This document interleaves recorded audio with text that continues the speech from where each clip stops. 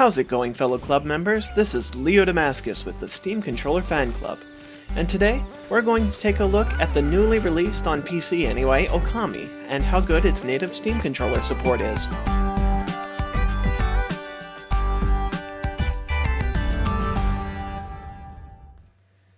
So as you can see, I've actually started recording this video while Okami is still downloading, so the initial impressions that I'm going to show off with the default configuration here, I'm not going to be able to test them in-game right away when I'm commenting on this, but let's take a look and see what we're already seeing here. First thing that is very encouraging is that they have a lot of different action sets that it's obviously going to be automatically switching to as you're playing Okami. So that's definitely a very nice thing.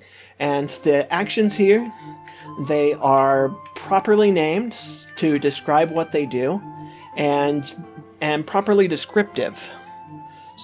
So I know exactly what's going to happen at each part of the game when I map the configurations to this.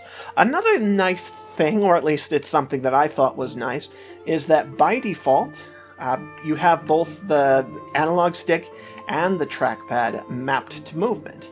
So you can see right there that the trackpad is, with the default one, is already using the trackpad for movement. So for somebody like me, that's very nice, and since it means I don't have to make that change right away just as soon as I get there. The one really big downside that I can already see to this configuration is you can see that if I select the camera here, it's outputting as a right joystick rather than a mouse-like configuration.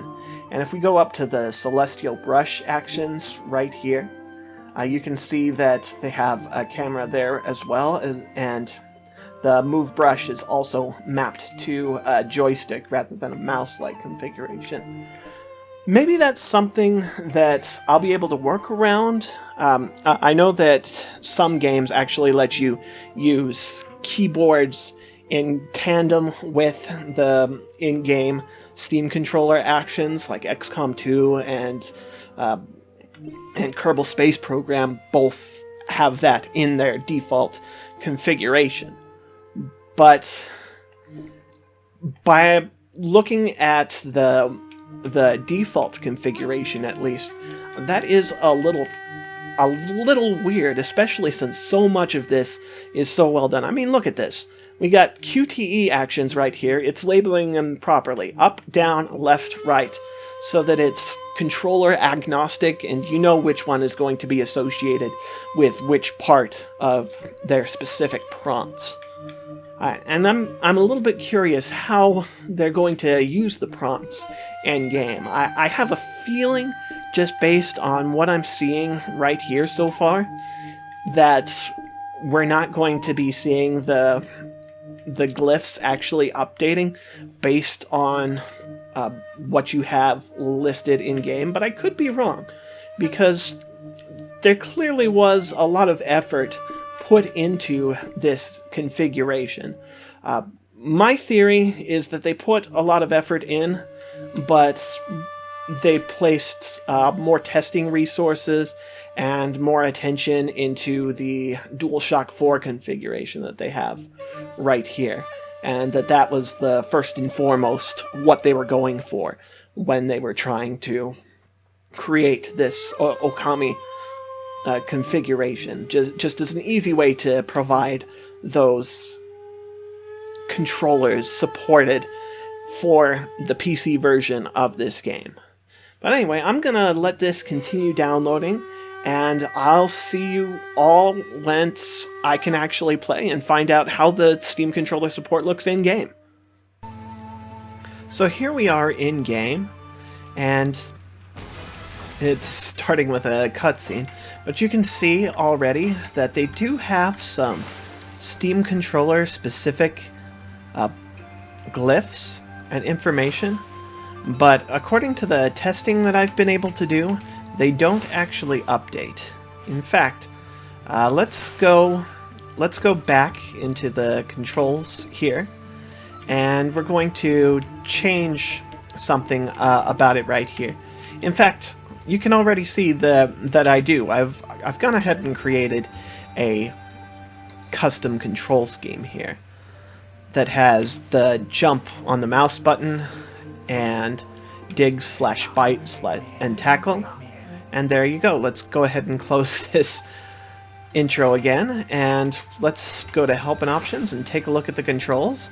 And you'll see that it doesn't update that at all. It still says that I need to use A, and that the right pad click in is going to face the camera forward, which I've mapped that to the left trigger, so it's not reflecting any changes that I make, but it still is using Steam controller specific glyphs. So a little bad, a little good. I've gotten a little bit into the game here.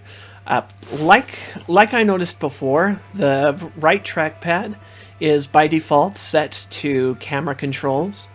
But if you take a look at my configuration right here, I've got it set to the camera for the event actions because that wound up being a place where I don't need to have a very fine-tuned camera. It seemed to be describing moments in game where you have cutscenes and such like that. But you'll see that under standard actions I was able to bind to mouse, and that doesn't cause too big of an issue. You can see I can move around like that, and it's not killing any of the Steam controller API calls, so that is a workaround if you're trying to use it. Another thing that I've noticed, you do need to change that about the celestial brush, but again, same issue there. I recommend turning on the smoothing fairly large so that you can actually do these straight lines. The game seems to be kind of picky about what it actually counts as a straight line, and you won't be able to do that slash move very proficiently if you don't have some kind of smoothing. So I've gone ahead and mapped it so that the celestial brush is using the mouse thing, and as I said before, it's not killing the SC API calls, so I am able to use the mouse, and it still fixes it so that it still sees it as the celestial brush action set, even though it's kind of killing the Steam controller prompts. Like, if we go into the menu here, let me just change this so that it's a mouse temporarily, just to make it clear what's going on here. And you can see that as soon as I activate the mouse stuff, all of the glyphs change to a keyboard-specific thing. So in my configuration, I'm trying to specifically work around that. But as far as actually in-game, it doesn't kill the Steam controller prompts. So it's not a problem that's really worth writing home about. And it looks like there's not a sun in the sky, but I've more or less shown off the things that are immediately important to this game.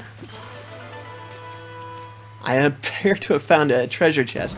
Not gonna lie, I actually didn't play this game when it came out, so anything that I see in here is going to be brand new to me. And in fact, whatever that is seems to have made it so that it just remains daytime in this village at all time. So neato. I'm gonna go back to playing this game and discovering these things. And so I guess that's it for me. Do I recommend this game? Absolutely. It's so far behaving very well with the Steam controller. There are some things, like I said, that are a little bit unwelcome, such as the non-updating glyphs and the by default stick-based movements in the Celestial brush and also in the camera.